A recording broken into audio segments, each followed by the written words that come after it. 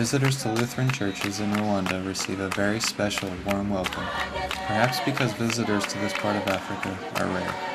Rwanda is a small country about the size of Maryland, located just south of Uganda, east of the Democratic Republic of Congo, formerly Zaire, west of Tanzania and Lake Victoria, and north of Burundi.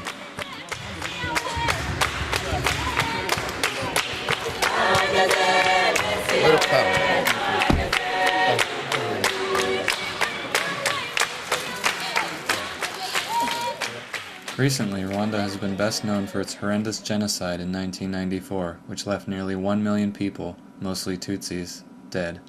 Dennis Rwanduhinda, once a teacher in Tanzania and now an official in local government, describes what happened here in the Rukira district in eastern Rwanda. They said there were about 500. Butchered in this building? Yes, yes. And just dumped here? Yeah. Wow. I asked one, suppose it was possible for all Tutsis wiped out, what would come next? What would come? If you think that Tutsi is your problem, Yeah. does it mean that all your problems would be gone? While the rest of the world stood by and did nothing, the killing was finally stopped by the Tutsi-led rebel army under the political banner of the Rwandan Patriotic Front, which now controls the country.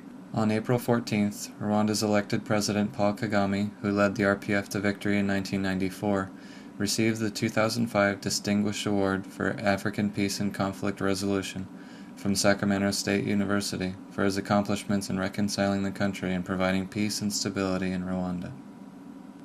Indirectly, it was the genocide that provided the impetus for establishing the Lutheran Church in Rwanda.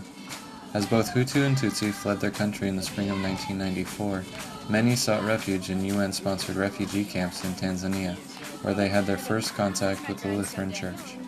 They found themselves being ministered to by Rwandans, some of whom were victims of earlier persecutions, who had grown up in Tanzania and now served as pastors. When these refugees returned home after the war, 6 Lutheran pastors of Rwandan descent accompanied them.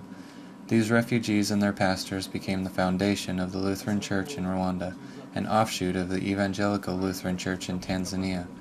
Today, 11 years after the genocide, their numbers have grown to an estimated 17,000. The mission of the Church, along with the spreading of the gospel of Christ, becomes working within the society to help ensure that such a horrendous event does not occur again. Lutherans locally, as well as Lutherans internationally, contribute to community efforts that foster economic stability while building interdependence among people. But while on the surface things appear peaceful, many survivors from both sides will not so easily recover from emotional and physical scars.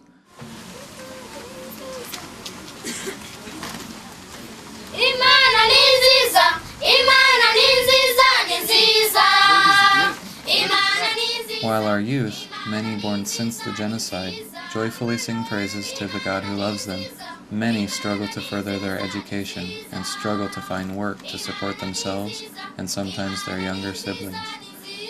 Many were orphaned from the genocide or from the AIDS plague, which became even more widespread during the conflict.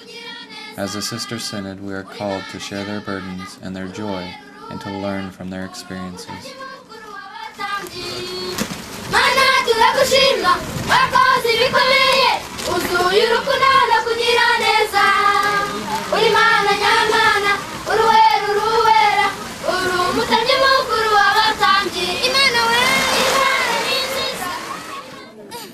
Murakoze, thank you for your prayers and your attention. If you wish to learn more about the Lutheran Church in Rwanda, please visit the World Encounters table or contact committee members.